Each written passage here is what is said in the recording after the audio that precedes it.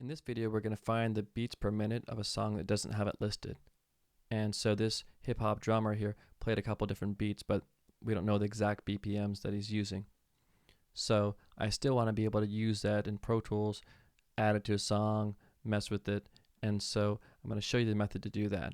First, we're going to get it into Pro Tools. So we need to copy the URL, go to some type of YouTube converter, YouTube to MP3, and convert that. So hit download, and it's going to download to my downloads folder.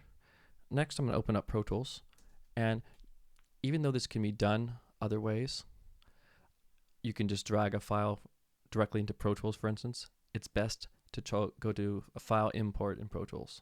So I'm going to create a session here. I'm going to import my file. Again, don't drag it in, because if you drag it in, hit convert. If you drag it in, it may not save it inside the Pro Tools file session folder. And then if you move the session around, it'll say that you don't have the audio file. It'll basically leave it in your downloads folder or something. So I'm going to zoom in here a bit. We can look at the beginning of this file.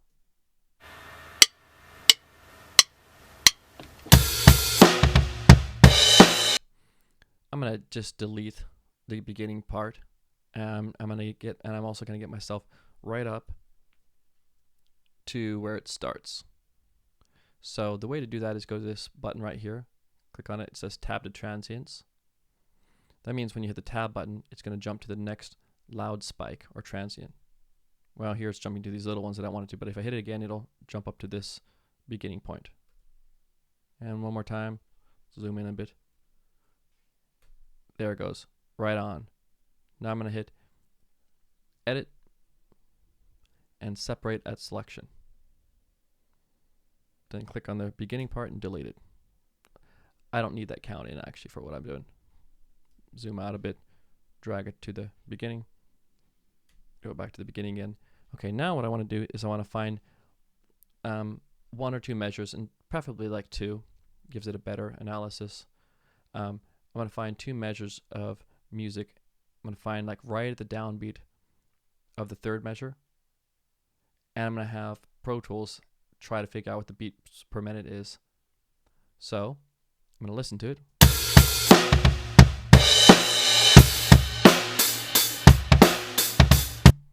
So here's where our third measure starts, right here. Hold down shift, hit the tab until I get all the way over there. There. Now I have two measures exactly selected, and if I loop it, it should loop correctly.